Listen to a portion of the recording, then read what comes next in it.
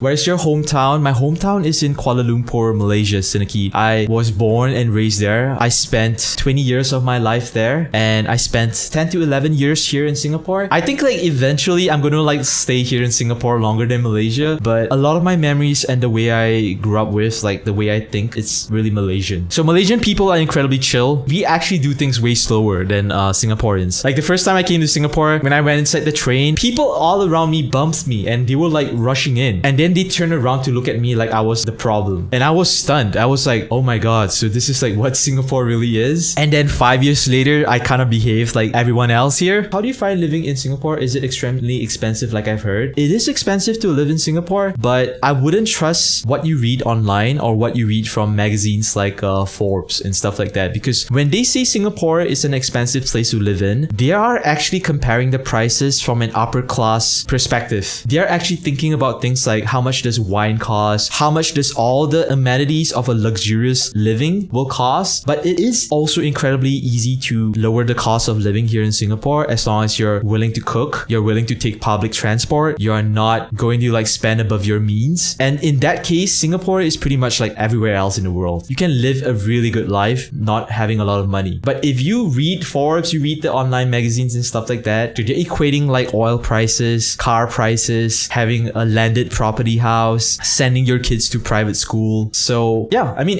that's the case with everything else in the world, including like Japan, New York. You can live in New York without having to spend a lot of money. Whenever someone says like how expensive it is to live in a place, just ask yourself like, how much are you willing to put up? So how is Singapore different from Malaysia? Singapore is different from Malaysia culturally and also economically. So we can talk about the economic aspect. Like Singapore is more like a powerhouse. Singapore's currency is way higher.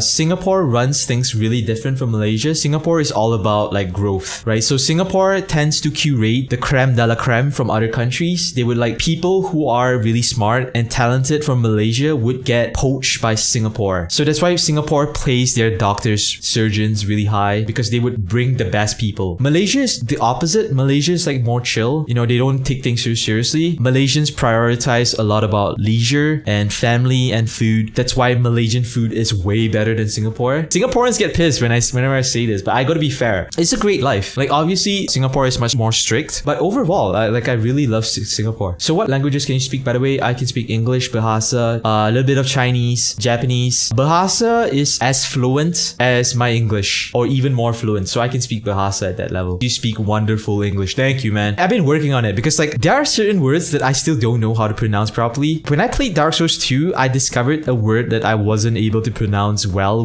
I used to pronounce it as hippopotamus or hippopotamus. I didn't know you're supposed to say it as hippopotamus. Just the same way you say mountain. You don't say mountain. And like another word like I learned was like the number 3. So I used to say 1, 2, 3. It's supposed to be 1, 2, 3. And if I'm going to cater my like streams for people who are international, I should at least stick to one accent, right? I should at least sound like American.